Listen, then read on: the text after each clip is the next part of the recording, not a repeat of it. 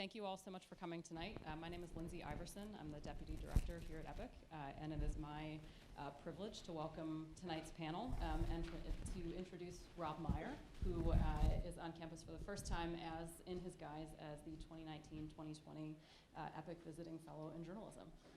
Rob is a staff writer at The Atlantic, where he covers climate change, and among his many honors, he was an inaugural winner of the Seal Award in Environmental Journalism in 2017.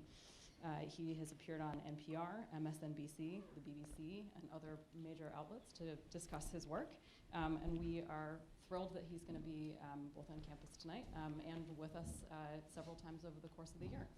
So please join me in welcoming Rob and the rest of the panel.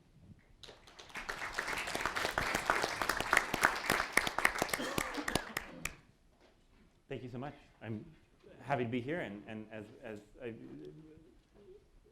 am thrilled to both be here, and I'm going to stand up to introduce the panel because why not? So I am Rob Meyer. As you heard, good evening. Welcome to the Energy Policy Institute at the University of Chicago.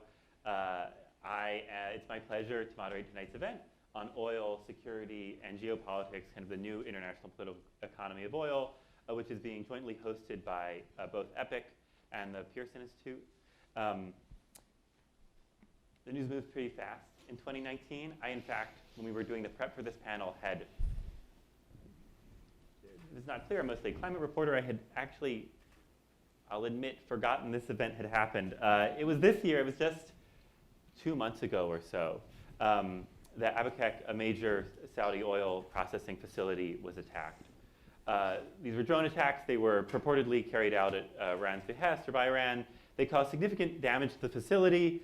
They briefly cut the kingdom's oil production by half. It was giant news. Future prices leapt. And for a scale, that's about 5% of global oil production.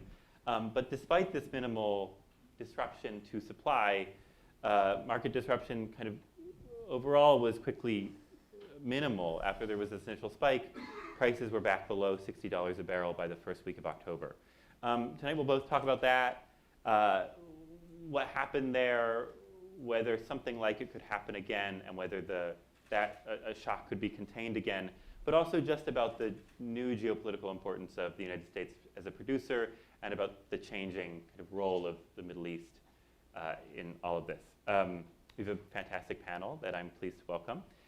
First, he's the president of the Rapidan Group, which advises a wide range of clients on energy markets, policy, and geopolitics.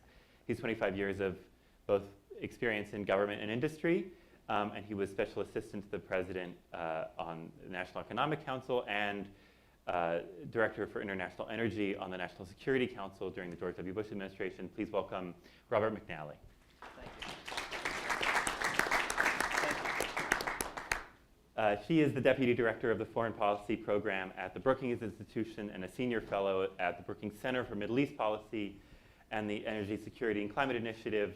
Her research focuses on Iran and on Persian Gulf energy issues, and she was previously at the State Department on the policy planning staff, and before that she was at ExxonMobil. Please welcome Suzanne Maloney. And here, with home field advantage, he's an associate professor at the Harris School of Public Policy. He's a research associate at NBER, and he's a faculty affiliate here at EPIC. His research focuses on the economics of resource extraction, the transportation sector, other fun issues. Prior to joining academia, he was at BP as an engineer and economic analyst. Please welcome Professor Ryan Kellogg. And with that, I want to turn it over to Bob, who's going to give us some initial thoughts on both the Abqaiq shock and just the kind of state of global energy markets and oil markets today. Right. So Bob, thank you. Thank you very much. Turn myself on here.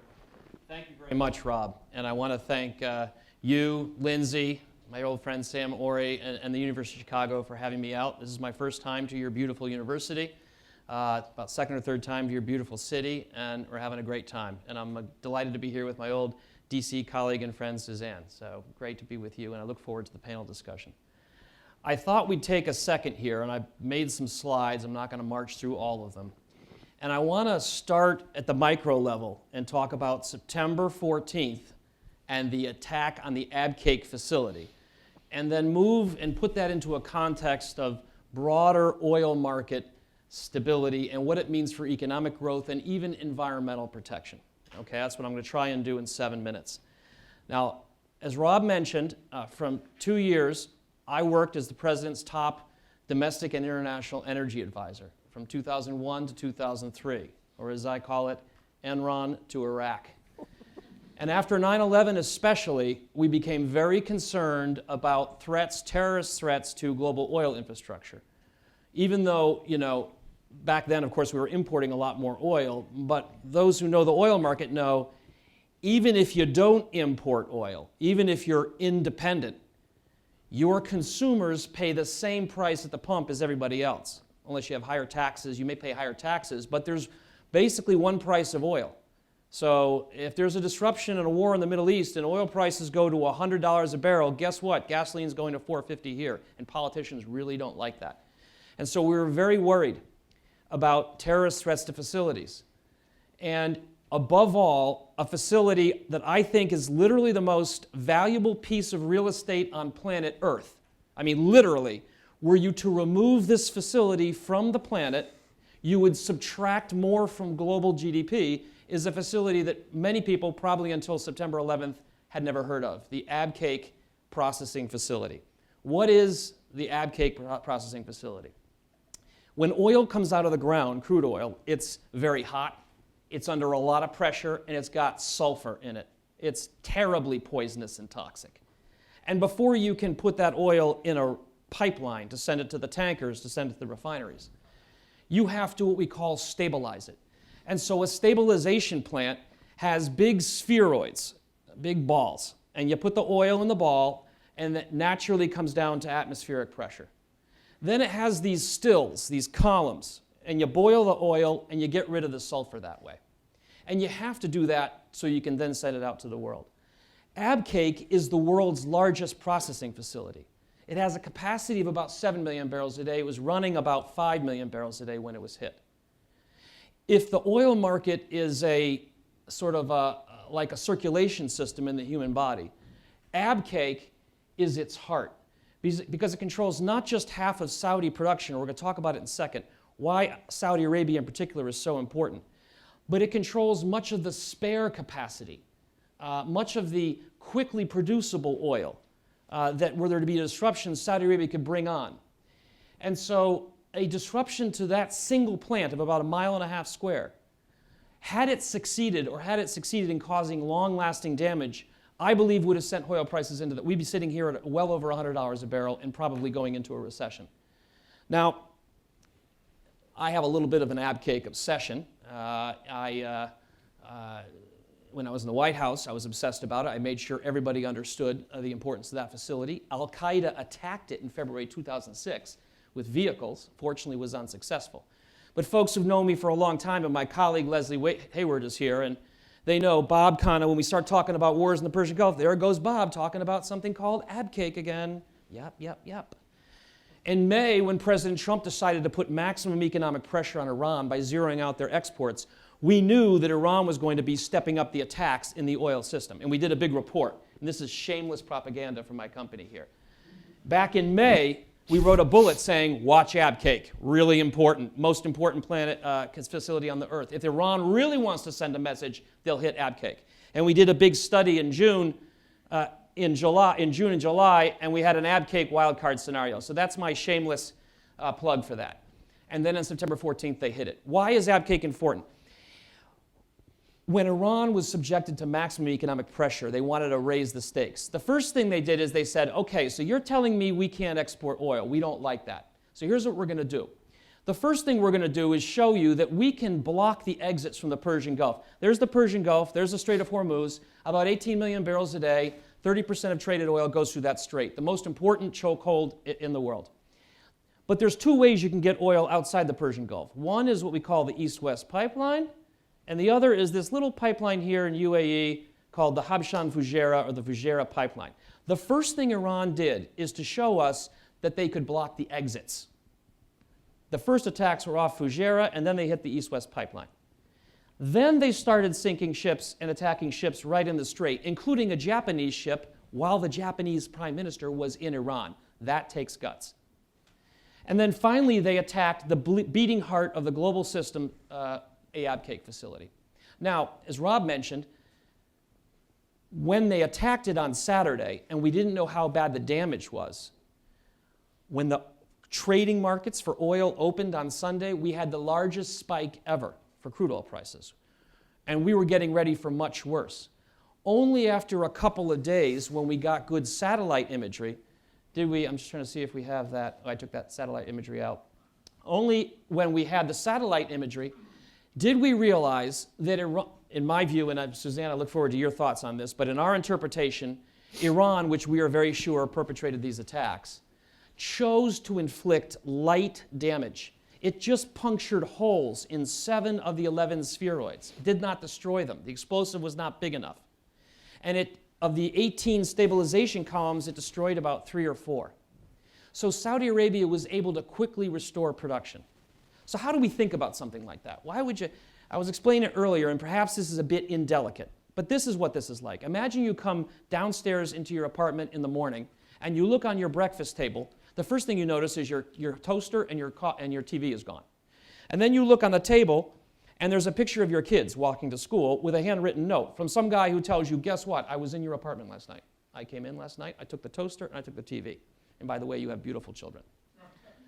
And if you don't do what I want, I'm going to come back in your house, and I'm going to take a lot more next time. You'd be terrified if that happened to you. And that's exactly why they did that to the Saudis. I don't think Iran wants to send oil prices up to $150 a barrel, or kill Americans, or kill anybody. In all these attacks that they did, they killed nobody. Okay, why does this matter again? I want to bring this to the broader market. I want to use another metaphor. We can get into the economics if you like later, but I like to use this metaphor. If you look at the history of the oil market and oil price volatility, and remember now, oil is, and for the foreseeable future, will remain the lifeblood of civilization. We're eventually going to get into hydrogen or electric cars or something else, but for the time being, it's all about oil. And oil is prone to boom-bust price spikes. And the thing that keeps oil prices stable, the most important thing for everybody is having stable oil prices. Whether you're building and operating airplanes, whether you're trying to figure out what kind of a battery electric car to build and sell, what we all crave is stability in oil prices. But naturally, they're prone to boom and bust cycles. And what has historically kept oil prices relatively stable is what we call a swing producer. There were 3 in history. I'm going through a lot of history real fast. Rockefeller in the late 1800s, the Texas Railroad Commission from 1932 to 1972, and then there was OPEC. But in recent years, we haven't had an effective swing producer. What does a swing producer do? A swing producer gets out there and is willing to either increase or decrease production really fast in order to keep prices stable, even if it means surrendering market share. Okay, normally oil companies, they produce every barrel. You invest all that capital, you produce. But a swing producer is sort of like, I call it a fire department. It's the fire department. And what is the job of a fire department? The fire department, it provides a public good. The role of the fire department is to come out and put out a small fire before it becomes a big fire. And the oil market is like a wooden city. Small fires, meaning fundamental imbalances in supply and demand, can quickly turn into conflagrations of oil price instability if they're not extinguished quickly. And so think of the swing producer as the fire brigade. If you're walking down the street and you're living in Wooden Town and you see a small structure fire, you call up the fire department, you say, I see a small structure fire. You expect the bells, the whistles, they're going to come and put the fire out before the whole city burns down. That's the job. And that's the job what Rockefeller did, that's what the Texas Railroad Commission did, and that's what OPEC used to do. But we haven't had an effective swing producer recently. Another thing a swing producer does is it has a lot of extra oil supplies, so when you have an Abqaiq or something like that, you can bring it on. So the real frightening thing about Abqaiq is that it hit, if you will, the engine of the fire truck that we rely on to try and keep oil prices stable. And again, I want to end with this point, and I'll just make this point on this chart here. Bear with me, but it turns out that this chart's a little busy, but when I explain it, I think it'll help illustrate some of the concepts we're talking about. I built this chart. I was asked to testify in the Senate. And it turns out when the Senate is interested in just learning something and not posturing and so forth, they ask you to come in without the press, and I brief this chart. So this line here, this blue line, is spare production capacity as a percent of total oil market demand. And we're looking at the 1950s. Consider that in the 1950s, the swing producer, which were Texas officials, They shut in 1/3 of global crude oil production capacity. Just sitting there on the ground to keep oil prices stable. There's the price of oil. Look how effective they were. These bars here were disruptions. That bar right there, that big jump up to almost 10%, was the largest disruption in history. It was the Suez Crisis in percentage terms. It didn't lead to an oil price strike because we had all this extra oil in Texas in the Middle East that was safe. So when you have a lot of extra spare capacity, even if you have a war or a disruption, you can bring on extra oil. The problem, folks, is we live here. In the current environment, Saudi's spare capacity, which is really all that's left, is very small, and Abqaiq controls a lot of it. And so even a small or temporary disruption here can cause the oil price to rise. So again, I want to leave you with this one idea that Abqaiq sort of illustrates the importance of.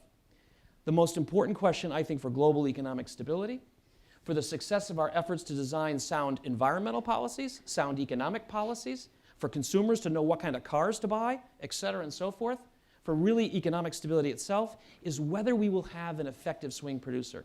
And that requires having a country or companies that are willing to play that swing producer role and that can be kept safe from geopolitical risk. On that happy note, I want to thank you very much, and I look forward to hearing from my parents and your questions, my colleagues and your questions. Thanks.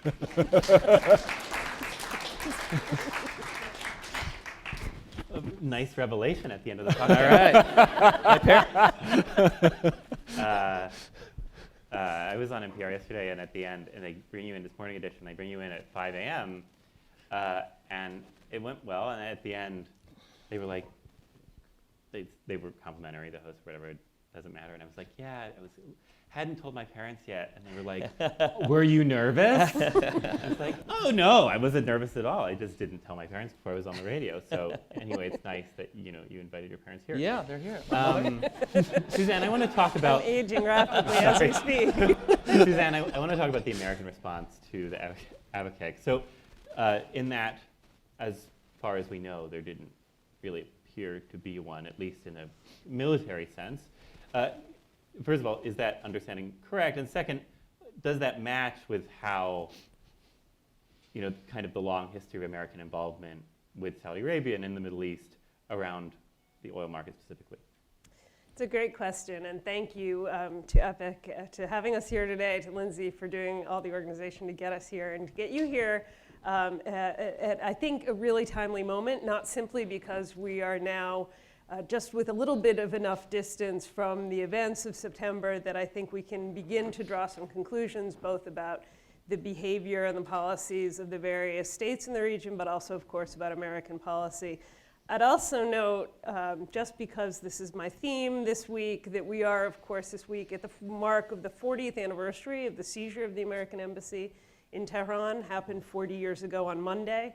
And so it was just at this moment that you had, 40 years ago, that you had a special coordinating committee being assembled in the White House to deal with what they were beginning to realize wasn't just a sort of momentary blip, wasn't just another disruption at the embassy, which had happened previously in the early weeks of the revolution in Iran, which actually began in February of '79, but something that would turn out to be a protracted crisis, and in many ways something that really transformed the nature of American policy toward the Middle East. And we've been dealing with the kind of legacy and fallout from that episode. And I think in many ways, we can see echoed in the way that the standoff is being played out today, some of the same developments, some of the same constraints, some of the same headaches on both sides that we saw back in '79, in the sense that the Iranians then as now know how to make really good use of a crisis, of a provocation, which is, I think, exactly as Bob suggested, what we've seen over the course of the past couple of months in terms of this series of calculated escalatory measures targeted against oil infrastructure and transportation mechanisms, but also calculated in such a way to avoid civilian casualties, massive environmental damage, and to at least minimize the prospects of an American retaliation. The other parallel that I think we see between today and 1979, the same moment in 1979, is a sort of frustration of the American government about what exactly to do. And there are books to be written, including by someone who I know is here, Professor Marvin Zonas, about what happened in '79, and particularly about the way it played out within the US, within the Carter administration, with these deep divides about how hard to press on freeing the hostages, whether in fact military force was necessary and useful, or whether economic sanctions could in fact produce the kind of pressure that would persuade the Iranians that it was no longer in their interest to hold 52 Americans who were ultimately only freed in January of 1981. And we see that again today, I think, and it's magnified and it's transformed by a couple of developments that have happened over the course of the past 40 years. There's still this debate. How do we respond? How do we handle Iran? The Special Coordinating Committee that was assembled in November of '79, the memos chronicle exactly how they decided to approach this problem, both pressure and persuasion. You may remember this more recently as described in dealing with Iran as carrot and stick. It was abandoned by the Obama administration. They reverted back to pressure and persuasion. But ultimately, over the past 40 years, we've been sort of trying to balance both force and diplomacy in terms of trying to manage the challenges that are posed by Tehran. But what's happened during that time frame, and what's happened particularly recently, all the changes in global energy markets and the production that is now coming out of the United States is now the leading oil exporter in the world. That is a sort of phenomena that was completely different than where we stood in 1979.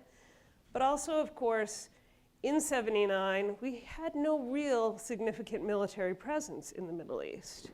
We had begun to assume the role of guarantor of security in the Persian Gulf after the British withdrew in the late 1960s, but we had not as yet contemplated the kind of presence that we have seen evolve over the course of those decades, but particularly in the post 9/11 period. And what Can I just ask, do you mean that in the whole region, kind of U.S. as guarantor in the Persian Gulf and beyond? Because I think there are ideas about, I mean, there's the classic, like if you're writing a history of the geopolitics of oil, right, you have to start with FDR visiting Saudi Arabia during the Second World War. So what changes in '79? The change is the articulation of the Carter Doctrine, and it was provoked not just by the Iranian Revolution, but of course by the Soviet invasion of Afghanistan. And the sense for the first time that it was in the vital interest of the United States to commit publicly to defend the territorial integrity of the Persian Gulf states from external invasion, but with the implicit understanding, and as we saw take place in 1991, that wasn't just external from the Soviet Union, but it was in fact a commitment to try to preserve the free flow of oil even when that flow was threatened or targeted by states within the region. And so the United States got involved in the 1980s when the war between Iran and Iraq began to target civilian shipping, and became, the United States took on the role of trying to protect some of that shipping and actually engaged in hostilities with the Iranians that were quite consequential in terms of the Iranians' decision to eventually settle for a ceasefire in that war in 1988. The United States played that role again in 1991 by assembling a global coalition to try to evict Saddam Hussein from Kuwait and try to ensure that he wouldn't move into Saudi Arabia, as many at the time feared. Yeah. And of course, again, after 9/11, with the wars in Iraq and Afghanistan, I think we have now seen the assemblage of massive military presence in the region, a number of bases sprinkled across the region, military bases, but also the backlash here at home to the financial and human toll of those wars that has resulted in a political mood that is not distinct to President Trump, that is not distinct to the kind of progressive left of the Democratic Party that we hear out on the campaign trail, but is in fact shared across the political spectrum and now has become part of the Washington establishment approach to the Middle East, which is, it's not our problem. We are not going to go to war for oil. President Trump made clear in July when the Iranians shot down a drone that he live tweeted his decision to call off a retaliatory strike out of the concern for what would have been estimated about 100 Iranian casualties, targeting clearly military facilities that were somehow involved with that downing of the drone. And then again in September, the decision not to take any significant military action in response to the attack on Abqaiq.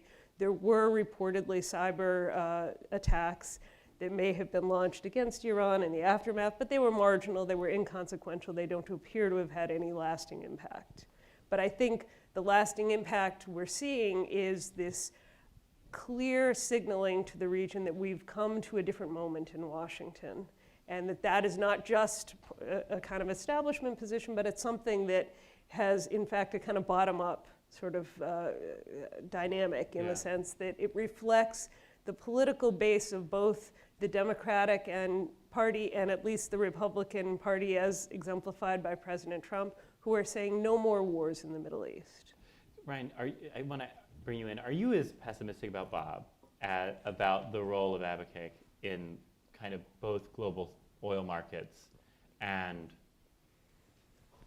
just the kind of functioning of the global oil machine, right? Like, is this, in your mind, would we have seen, for instance, 3-digit oil prices had they not been able to repair the facility as quickly as they were?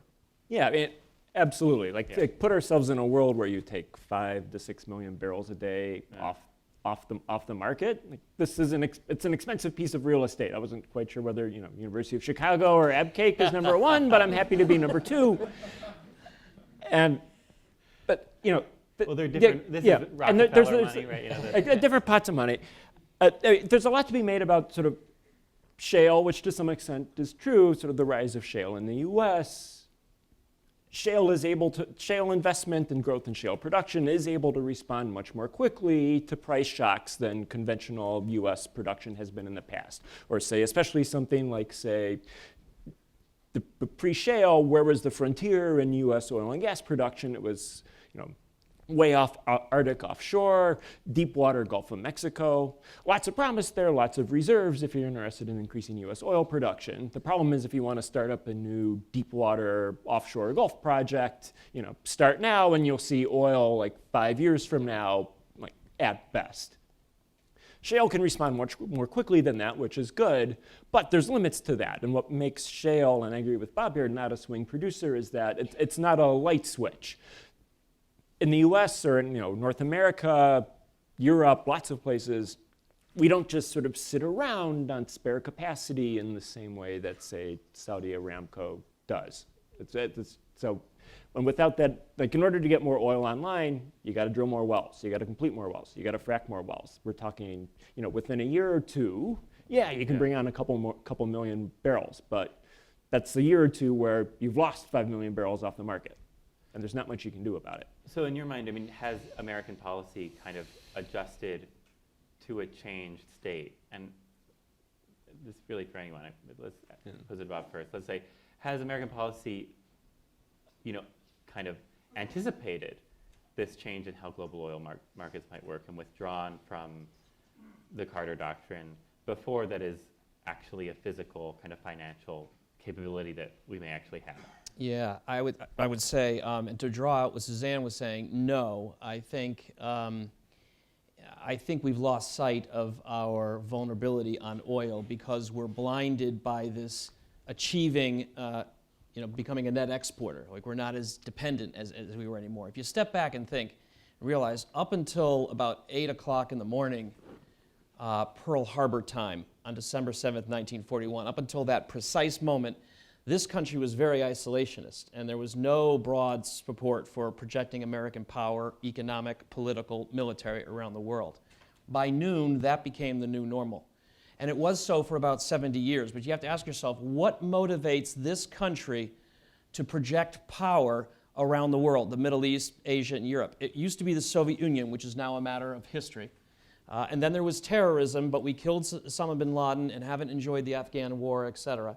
And the last rationale, arguably, I think that brought broad-based public support for a presence in the Middle East was, going back to the energy turmoil of the 1970s, is our energy dependence on that region. And so that, with the shale revolution, has gone away. Now, just one final point.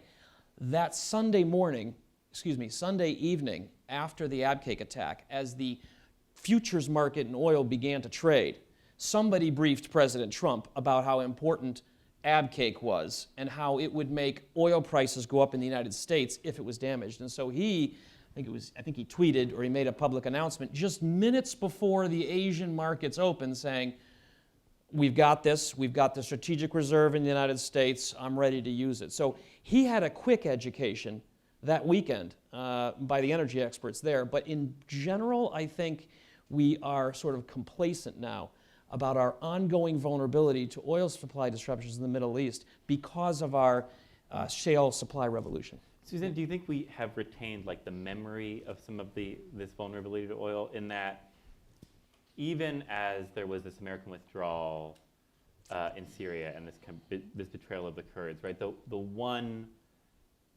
one piece of information that the president kept returning to, at least in his Twitter feed, was that we have the oil.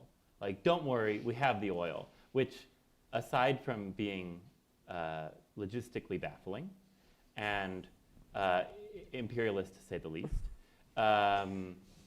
would be like we've retained that. Like, he seems to have retained this memory even as there was this physical withdrawal. So what's happening there? I think this is very much a function of the, shall we say, mercurial nature of President Trump. He has, for a very long time, inveighed against American military engagement in the Middle East. This isn't sort of newfound for him. He's been a critic, maybe not since the initial phase of the Iraq War, but certainly more recently, specifically around the cost of these wars. He's talked about 6, 7, 8, depending on the speech, $1 trillion it essentially wasted, in his view, on these military engagements in the Middle East. And that's, I think, a point that really does resonate across the political spectrum with Americans who feel as though they're suffering, who feel income inequality more acutely than they perhaps did in previous generations, all the things that you all know about here.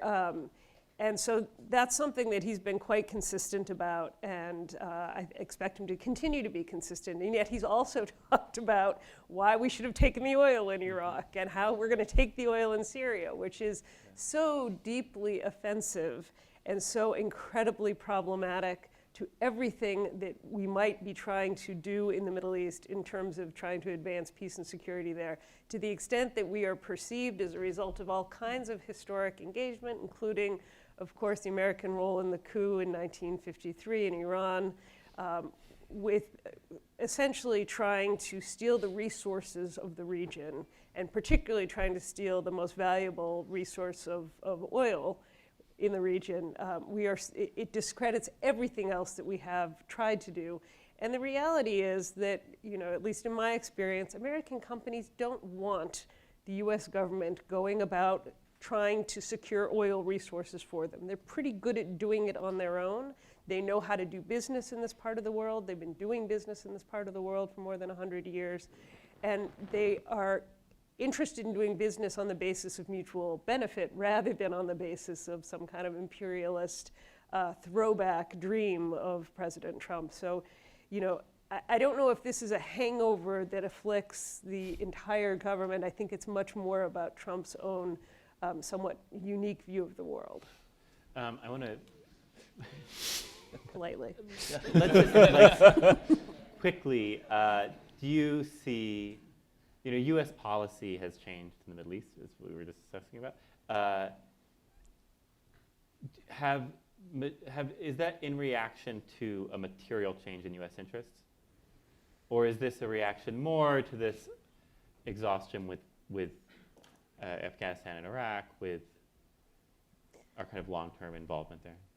I think it's a combination of factors. I think it is the kind of perception that we don't need the energy, even if that is factually untrue. I think it is a function of the real toll that the wars have taken on ordinary Americans. I think it's also a function of the simple reality that we have, particularly in the past 15 to 20 years, begun to equate our influence in the region with the number of troops that we have in the region. And frankly, that was never, in fact, the best barometer or the best instrument of American interest in the Middle East. And as I said, when the Carter Doctrine was first articulated, when we first began to think about playing a role of security guarantor, at least for the Persian Gulf, it was never with a heavy military footprint, simply because none of the parties in the region in 79 and 80 really wanted American bases and American troops there. And I think at this point, it's past time for a serious conversation, both in academic circles, but also, of course, in policy circles, about how we think about our interests and trying to advance them in a way that isn't limited to or isn't primarily reliant on a military footprint. Yeah, what I was going to say, and then like picking up on sort of the question about like what's actually changed in material interest with regard to energy balance. Like there's one sense in the way shale, sort of the change in the U.S. position has changed it, which is like if you go back 10, 15 years, the U.S. was importing something like 10 million barrels today of oil and petroleum products. Just like a huge amount of our consumption was coming from abroad. That's now changed, and if you sort of look at the data, the U.S. is basically balanced net zero. And one way to think about that is to think that, and if there is something that happens in the Middle East or wherever, and there's a price shock and the price goes up by $40 a barrel, we're importing as much as we're exporting, sure, the price will go up, but should we care? It's not changing the balance of trade or balance of payments at all. But there's at least two ways that sort of sanguine way of looking at it that completely obscures the real story. Like one, if you look under the hood and think about it, oil goes up by $40. That means the price of gas is going up by $1. There's 42 gallons in a barrel. Consumers still see that. Think about it, those of us sitting here in Chicago and Illinois. We're not producing any oil here. This is not what Illinois is about. So everybody in Chicago all of a sudden is going to be paying $1 more a gallon every time they go to the tank. And that doesn't go away. There are people who are better off if you're living in West Texas, if you're living in Western North Dakota, you work in the oil fields. It's great. It's fantastic for you. But the costs and benefits are spread really, really unequally. Do you think a gas price increase or just an energy shock like that would still prompt a recession in the same way that it has historically, or would you get this crazy regional imbalance? You definitely get some regional imbalance. Like the overall macro effects they'd certainly be different. So I mean, it is absolutely true that sort of the macro impacts of an oil price shock in the U.S. are going to be muted relative to what it's been in the past. But the fact that we're balanced net imports export doesn't mean that completely goes away. And it actually sort of feeds a little bit into the income inequality piece. If you think about oil goes up, who benefits? It's people who work in the oil industry, the shareholders in the oil industry, mineral interest owners, all these kind of folks. This is not the set of the population that we're sort of drawing from the middle or left tail of the income distribution. This is actually one industry where even if you have a high school education, you can go out and make 6 figures. Right. So that element of it is problematic. And on top of that, you think about who our main trade partners are, it's like Europe, China.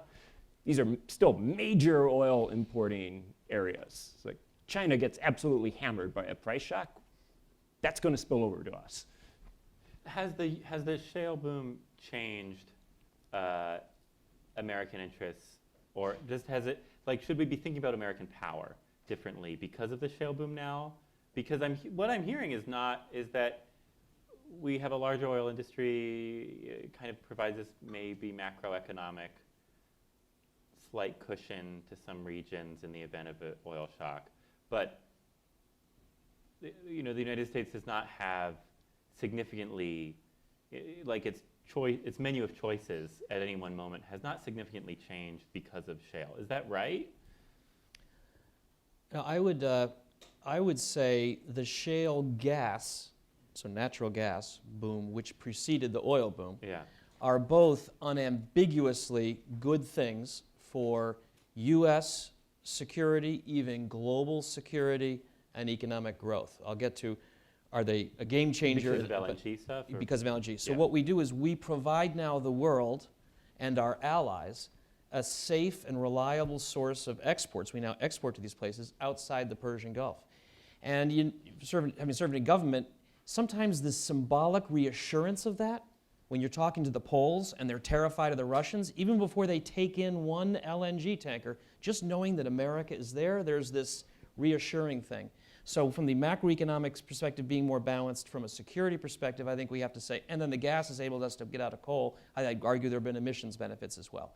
So there are There's definitely been emissions benefit, unambiguously good thing. But does it mean, as Suzanne said, that we can sort of ignore or forget or leave the Persian Gulf to go, leave it to itself and not be concerned about stability there? Absolutely not. Going back to how disruptions there cause price increases everywhere, including here at the pump, and that's what politicians care about. Brian, it looked like you were no, I'm going to, okay. So actually, speaking of emissions, does the shale, we know there's this effect with gas where just the amount of gas suddenly online has basically been responsible for the bulk of any decarbonization the U.S. has done so far, which really isn't decarbonization, it's just emissions cuts, but we can skip beyond that. Has shale changed kind of the U.S.'s, and Ryan, let's start with you, like menu of policy options when talking about climate change? In that we know suddenly we're exporting a lot more oil and a lot more just fossil fuels. Like we know the president has a lot of authority over trade. We've gotten a nice lesson in that for the past few years. Would the next president be able to do anything kind of with those two pieces? Yeah, so I mean, there's a broad set of policy options on the table. Like, in some sense, sort of the U.S. is in a position now. Like if you look at the fossil fuel export profile, it's exactly what you said. We're exporting oil for the first time in ages. We're exporting natural gas at an increasing rate. There is this gas to coal substitution in the U.S. Electricity generation mix. There's questions about how much of that coal is actually going to be exported. Right. So there's a bunch of coal sitting in Wyoming that's not getting burned anymore. Is that going to start heading over by rail to the West Coast out of a port and then over to China or Japan or wherever? Currently, sort of folks in places like Seattle and Portland aren't too keen on this, and that happens to be where the ports are. So you're seeing not. Absent that, I would not be terribly surprised to see a lot of that. So I think there's questions about, export terminals are all of a sudden on sort of a lever that a potential presidential administration could think about pulling. Yeah, not just at the local level where they've been so far. Not just at the local level, Yeah. exactly. So all these things need permits, they need environmental permits, right of ways, all of these things. Yeah. Is there a way, I mean, if you were thinking about some kind of, and I'm just blue skying here, but border carbon adjustment, I don't know whether you could impose that through executive power, but it seems like actually amazing because then you get your LNG business maybe survives intact or survives relatively strongly, but you kind of emerge as a more powerful entity. Like, is there some way we should be thinking about some kind of border carbon situation, or? Yeah. I mean, I would say the first step to getting towards the point where we're Yeah. talking about border adjustments is actually sort of having serious carbon policy in the United States. So border pricing is a really great thing once we have carbon pricing here. Yeah. Which to date, apart from places like California and the Reggie market, which I wouldn't be surprised to see expand to Virginia in the very near future. So we have sort of local pockets. Canada is moving forward in a lot of ways, especially British Columbia. Once you get that sort of carbon pricing widespread, then you get into a place where you can actually talk about border adjustments and actually managing imports so that sort of the emissions we're abating here don't leak outside to other countries. Yeah. Thank you. Bob, so I want to kind of get to your overall point about oil volatility. Right. Is your understanding that we're hitting the first free market in oil in a way, kind of in the, maybe since the 1870s? Well, no, it's the first time since really 1932. So I'm just going to throw up one other slide here because I think it shows the price ranges. So what I've done there, folks, is for the book I did, we created a oil price series on a monthly frequency going back to 1859. And what I did here was I showed you during different eras how wildly prices were swung during that period. And again, I'm a free market guy. I worked for President Bush. You see where I come from on the political spectrum. And you know where Texas comes from. But you have to ask yourself, why would Texas regulators become the first OPEC. I mean, the Texans were crazy. I mean, in 1932, three guys met in Austin, Texas, and they set quotas on drillers, drill well by well, field by field for 40 years, using bayonets, if necessary, to enforce it. These are the most free market, oil-producing people on earth, put here by God to produce oil and limit government, and they resorted for 40 years to what only can be charitably called Mao Zedongism. So you have to ask yourself, why would those people do that thing? Because we had the free market taste, Rob, from 1911 to 1932. The unpleasant little fact about oil is that when no one is regulating supply, like a light switch, Ryan said, very attentively, very quickly, you get these swings in prices which are unacceptable to producers, to consumers, to governments, everybody. So we've had to resort to a little communism and accept a little communism to keep the price stable. And the challenge we've had in the last 15 years is that we haven't had an effective swing producer. The oil price almost quintupled from 2003 to 2008. When has the oil price ever gone up anywhere close to that high without a Persian Gulf War in the last 50 years? Answer, never. And the price of oil fell 60% in 6 months from the summer of 2014 to January of 2015, $100 to $45. When has that ever happened without a recession or somebody turning on the spigot? Did that happen then? No. So we are learning to, for the first time since the 20s and the 30s, to deal with what a authentically free market in oil looks like. And that's wild. And you don't see that changing anytime soon. I think it might. Here's the deal. So this volatility scares the stuffing out of producers.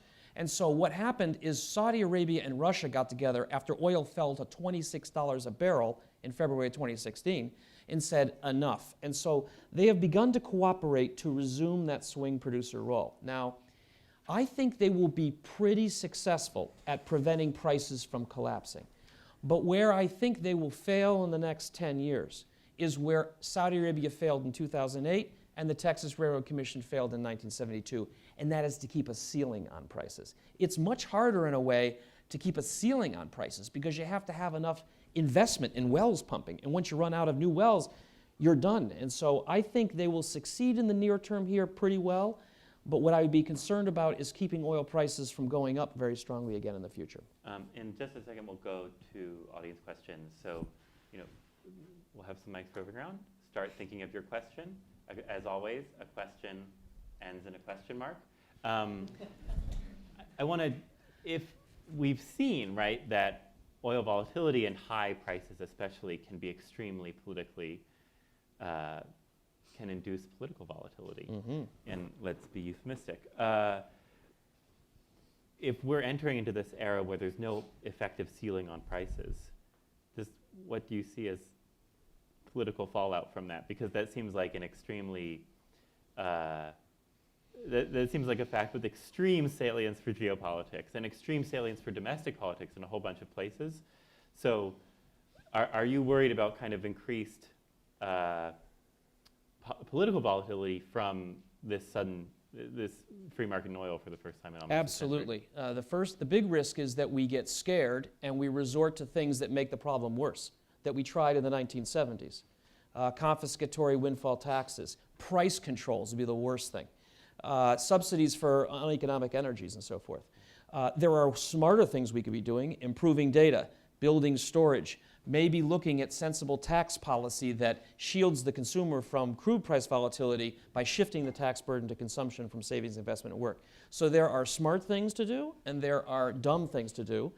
Without being too cynical, I'm always concerned that when a crisis happens, sometimes we run to the dumb things, and I'd be concerned about that. Half of good policy, I realize, is avoiding bad policy, but there are things we could do to mitigate it, yeah. Suzanne, do you see hotspots or places where oil price volatility could rear its head? And I know you're a Middle East expert, so. Yeah, I mean, I'll stick to what I know, which is that, if you're sitting in Iran right now, you are looking for ways to get out from under this maximum pressure policy. And the most obvious one, as Bob and Rapidan predicted, is to target energy infrastructure because it has an obvious political cost here. And the Iranians have been quite transparent about that. They've in fact pointed to 79 and the impact of the hostage crisis on Carter's re-election prospects. Said we've done it before, we can do it again. We can sandbag an American administration. You know, it was 444 days that the hostages were held. We're now at 442 before the inauguration of another American president. Whether that's President Trump's second term or a Democratic rival remains to be seen. But the Iranians can do a lot in that amount of time. Yeah. And I think, as Bob suggested, it was quite deliberate that we didn't see higher levels of destruction, that everything was easily repairable, that there were no civilian casualties. But that doesn't mean they're going to remain restrained, because ultimately what they've seen is that escalation works. It drove a lot of diplomacy. It drove the Japanese prime minister to Tehran for a meeting with the Iranian supreme leader, first time in history. And of course, on that very day, the Iranians hit a Japanese-owned small tanker. So they've also seen other offers. The French have put forward a $15 billion credit line. And so the Iranians, both in the region and of course in terms of their own compliance with the nuclear agreement, are looking for ways to turn up the heat, to use to their own advantage, to generate a sense of diplomatic urgency, and also to force the president's hand, because they now recognize he does not want a war in the Middle East under any circumstances. So the best thing that they can do is to get very close to provoking one. Right. Bob, I want one last question, then we'll go to the audience.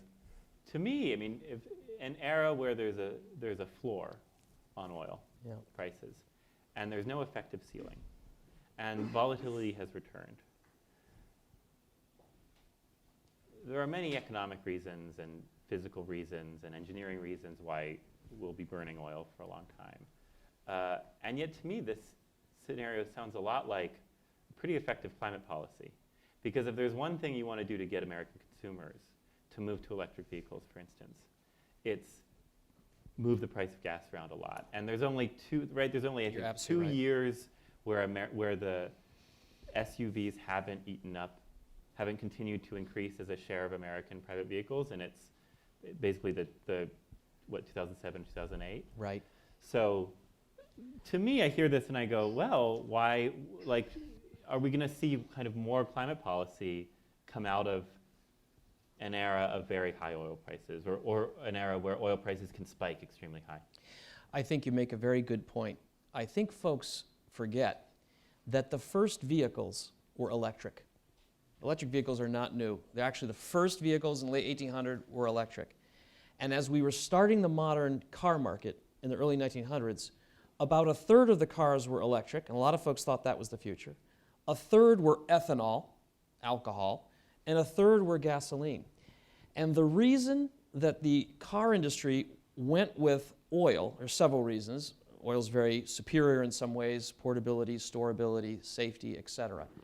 But one of the big reasons was the price had been kept stable. You see there in the here in my little chart here, Mr. Rockefeller kept oil prices pretty stable.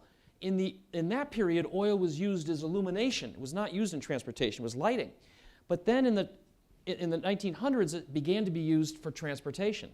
And we had found Spindletop. We were talking about Spindletop earlier. And so we had found this gusher in Texas, and the price was stable. And that's one of the reasons folks said, look, we want to base our transportation on this powerful but this stable and ample fuel. The biggest risk, in my view, and it's not from climate policy, it's what will happen to private investment. If the world starts to think that the oil price is going to start gyrating between $143 and $26 a barrel, forget about policy. It wasn't policy that led us to go from horse and buggies to cars in 1912 and 1913. It was private capital and innovation. And what will happen is it'll motivate investment in alternatives to oil and transportation because it's not reliable. And that's why OPEC and oil companies have an interest in stable prices to protect their investments and to keep consumers relying on oil and transportation. So I take your point. It may catalyze climate policy, but it will also catalyze a private sector solution to alternatives for oil and transportation. And let me, very super briefly on the climate point. if part of the path to decarbonizing transportation is going to be high gasoline prices, I'd much rather those high gasoline prices come about for policy reasons, i.e. a really big gasoline tax that actually properly accounts for the cost of carbon and everything and all the other bads that come from gasoline, than sort of high oil prices and high costs of supply. If gas is going to be $5 a gallon, that's coming because oil's 150 bucks. That means, you know, we're drilling lots of expensive wells in not particularly promising places, as opposed to actually, you know, keeping oil supply down, having a robust tax that actually disincentivizes use of In other words, internal the bad, combustion. like the bad part of having volatility as climate policy is that then you just get all the. Yeah, You you get actually the- have real costs of high production, as Yeah. opposed to if you have a tax, particularly if you design the tax wall in a way that can actually mitigate a lot of the volatility. Yeah. You're getting a couple wins at once. Excellent. Thank you.